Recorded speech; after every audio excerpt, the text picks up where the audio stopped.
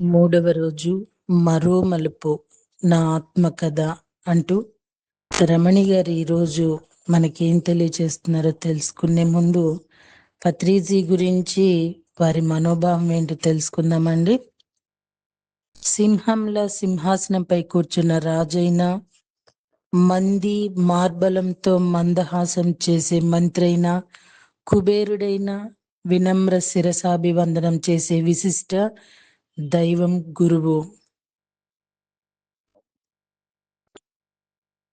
అణువణువు నా స్ఫూర్తి నింపేవాళ్ళు, సేవా తత్పరత, సంస్కారం అలవర్చిన వాళ్ళు, జీవిత సత్యాన్ని ఆవిష్కరించే వాళ్ళు, నైతిక విలువల విత్తులు వెదజల్లిన వాళ్ళు, మెతుకు విలువ, బ్రతుకు విలువ తెలియజేసే వాళ్ళు ఎప్పటికీ గురువులే సుమా.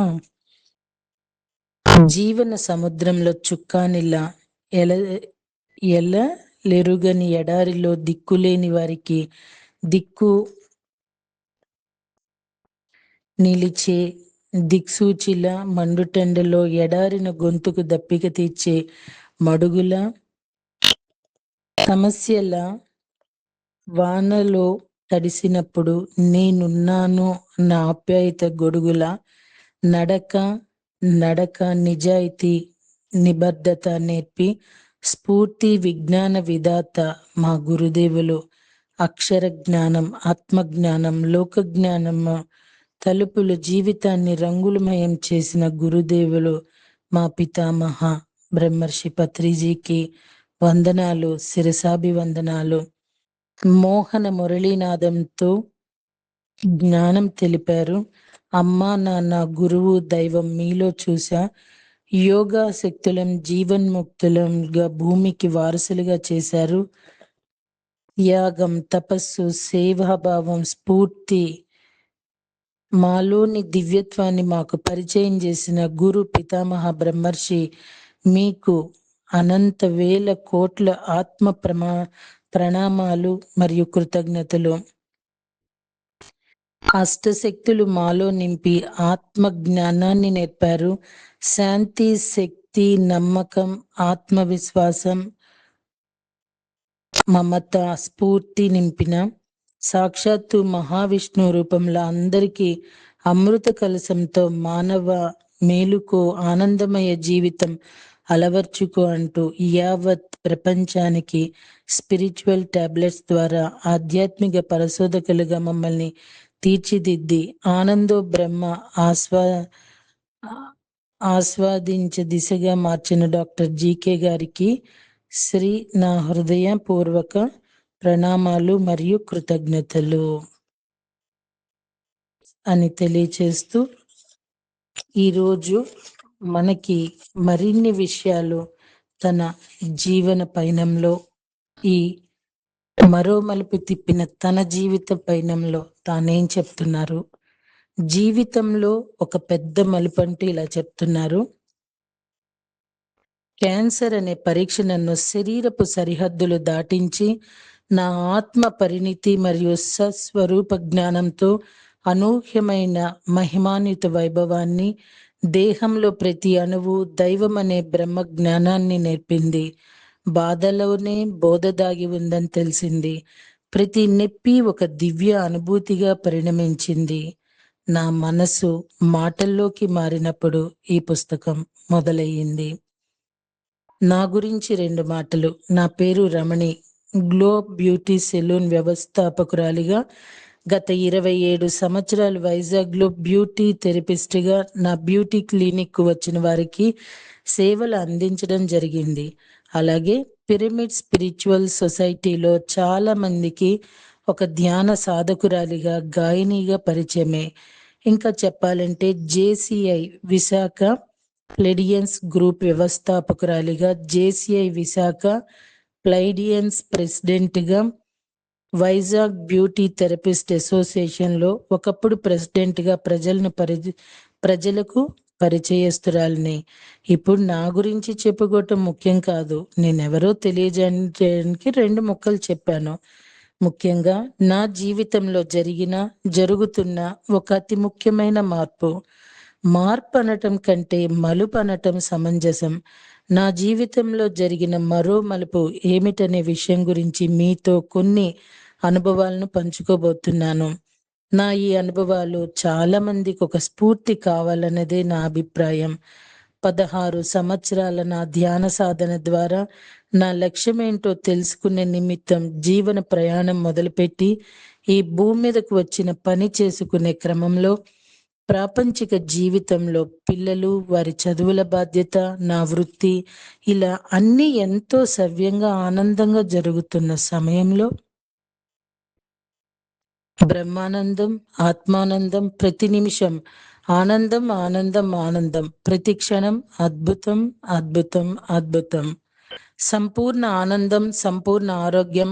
గత 16 సంవత్సరాలు మా గృహమంతా పాల సముద్రంలో నురగలాగా పొంగి పొర్లుతూ ఉంటే, ఆ నురగల అలలలో నేను విహరిస్తూ ఆనంద డోలికల్లో తేలియాడుతూ ఉన్నాను ఈ రోజు వరకు.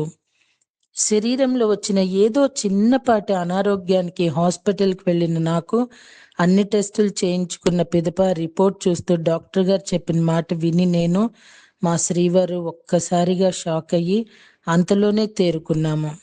నాకు క్యాన్సర్ అని మొట్టమొదటిసారిగా డాక్టర్ నోట విన్నప్పుడు ఒక్కసారిగా భూమి బద్దలైనట్లు, కంపించిపోతున్నట్లు, ప్రపంచం తలకిందులైనట్లు ఇలా ఏమీ అనిపించలేదు. ఆ మాటలకు నేను ఒక్కసారి ఉలిక్కిపడి వెంటనే తేరుకున్నాను. ఇప్పుడు ఏమయ్యింది? ఇది జస్ట్ ఒక ఫేజ్ మాత్రమే. దీనికే కంగారు పడితే ఎలా? నాలో నేను అనుకుంటున్నాను. అది ఒక సాయం సంధ్య వేళ. వర్షం కురిసి అప్పుడప్పుడే వెళుతున్నట్లుగా ఉంది. ఒక్కొక్క చినుకు పడుతోంది.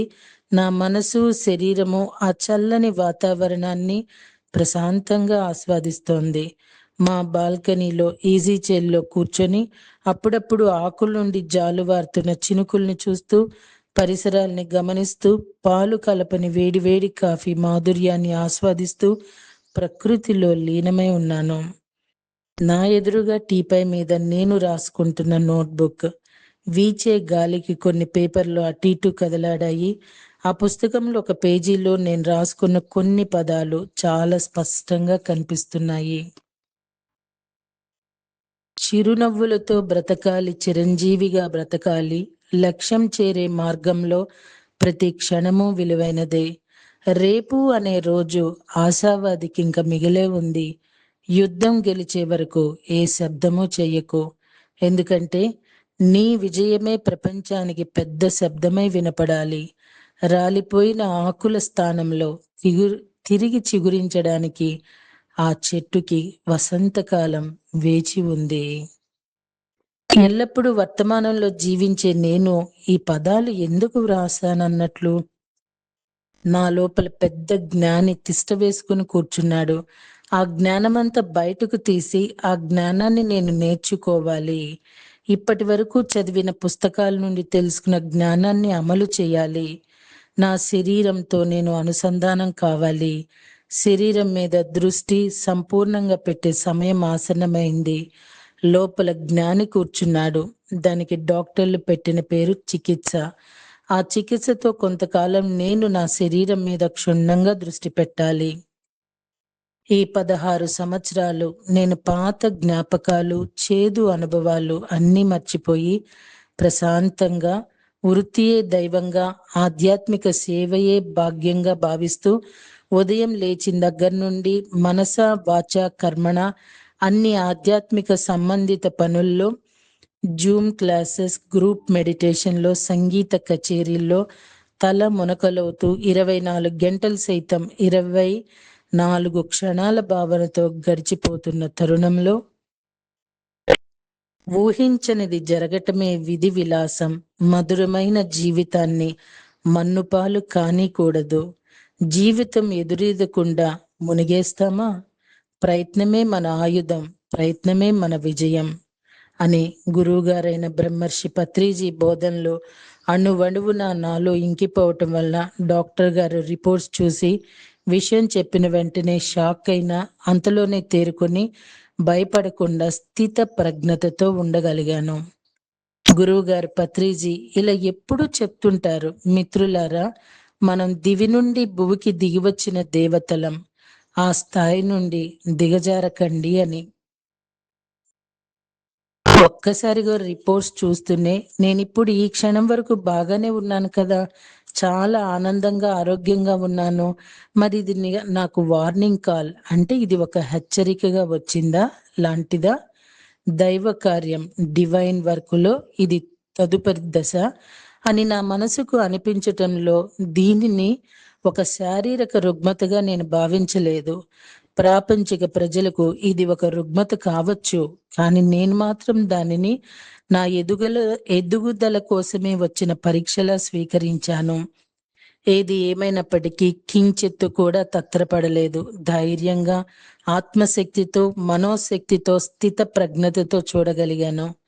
ఎందుకంటే ఈ 16 సంవత్సరాలు పత్రిజీ, జీకే సార్ అందించిన ప్రబోధాలు మరియు విశ్వ గురువుల ద్వారా తీసుకున్న జ్ఞానం, ఆత్మీయులతో సజ్జన సాంగత్యం ద్వారా వచ్చిన ధైర్యం, వీటన్నిటితో కలగలిసి జీవిస్తున్న నాకు ఇంక భయమెందుకు? నేను మా శ్రీవారికి కృతజ్ఞతలు చెప్పాలి. ఎందుకంటే డాక్టర్ గారు విషయం చెప్పిన వెంటనే మా వారు ఏమాత్రం చలించలేదు, బెదరలేదు, భయపడలేదు. పరిపూర్ణమైన పురుషుల్లా స్థిత ప్రజ్ఞతతో ఉన్నారు. అలాగే తన విషయానికి వస్తే నాకు తెలిసి నేచర్ అలా అరేంజ్ చేసిందేమో అని అనిపిస్తూ ఉండేది. డాక్టర్ గారు చాలా టెస్టులు చేయించాలని చెప్పినప్పుడు నేను ఒక్కసారిగా నాకు ఏ టెస్టులు వద్దు, ఏ సర్జరీ వద్దు, నాకేం వద్దు. ఇంత బాగా ఉన్నా నా ఈ శరీరాన్ని పాడు చేసుకోదలుచుకోలేను అని ఆవేశంతో ఊగిపోయాను. ఇంత మునుపెన్నడూ నేను ఇలా ఆవేశపడటం చూడని నా భర్త నిశ్చేష్టుడై అంతలోనే తేరుకొని నన్ను శాంతపరిచే ప్రయత్నం చేశారు. అప్పుడు నేను నా శ్రీవారికి ఒక షరతు పెట్టి ఈ విధంగా మాట తీసుకున్నాను. ఈ సంగతి ఎవ్వరికీ చెప్పొద్దు. మరీ ముఖ్యంగా మా అమ్మకు మరియు మన అమ్మాయికి అసలు చెప్పవద్దు. వాళ్ళకి తెలిస్తే నేనేమాత్రం ఒక అడుగు కూడా ముందుకు వేయలేను. అది నా బలహీనత. ఈ విషయం మా వారికి నన్ను గైడ్ చేస్తున్న అసిస్టెంట్ ప్రొఫెసర్ అంటే మెడికల్ శ్రీమతి ఉషా పన్నాగవేణి గారికి మాత్రమే తెలియాలి అని షరతు పెట్టాను. అదే రోజు టెస్ట్‌కి మధ్య ఒక 4 గంటల సమయం ఉండటంతో నేను మా వారి ఇంటికి వచ్చి భోజనం చేస్తూ ఉన్నప్పుడు మా వారు ఉన్నట్టుండి ఒక్కసారిగా దుఃఖంతో ఏడవటం మొదలుపెట్టగా అప్పుడు నేనే మా శ్రీవారిని ఓదార్చి స్వంతనపరిచాను. నాకేం కాదు. మనం నిండు నూరేళ్లు ఆదర్శ దంపతులుగా ఉంటామని ఆయనకు ధైర్యాన్ని నింపాను. రాత్రి 10 గంటలవుతోంది. రోడ్డు మీద వాహనాల రద్దీ అప్పుడప్పుడే తగ్గుతోంది. వీధి దీపాలు పొగమంచు వ్యాపించి లో వోల్టేజ్‌లో మగత నిద్రలో కునుకు తీస్తున్నాను. ఆ లో వోల్టేజ్‌లో ఇది కల్పిత రచన కాదు. ఇది అనుభవ గ్రంథం. ఆ రోడ్డు మీద మా కారు పొగమంచులో వెళ్తోంది. బీచ్ రోడ్‌లో నాకు కాసేపు బీచ్‌లో కూర్చొని రావాలనిపిస్తే మా వారు నన్ను తీసుకొని వెళ్లారు. మా వారి చేతిలో స్టీరింగ్ అటు ఇటు తిరుగుతోంది. మానవ జీవిత చక్రంలాగా. అది చూస్తున్న ఆలోచన నా జీవిత చక్రం వైపు దృష్టి సారించింది. ఈ స్టీరింగ్ లాగే నా జీవిత గమనం కూడా అటు ఇటు తిరుగుతోంది. అసలు నా జీవితం, దాని పయనం ఎటువైపు వెళ్తుంది? నా జీవితంలో కూడా జరిగిన సంఘటనలతో నా జీవితం కాసేపు అటు, కాసేపు ఇటు ఊగిసలాడుతోందా? ఇంతకీ నా జీవితం సరియైన దిశలోనే సాగుతోందా? అనే ఆలోచనలోకి వస్తుంది. నా వృత్తి, నా పిల్లలు, నా సంసారం, నా క్లయింట్లు, నా సహధ్యాన స్నేహితులు ఇలా అందరూ ఒక్కసారిగా కళ్ళ ముందు మెదులుతున్నారు. అసలు నా లక్ష్యం ఏమిటి?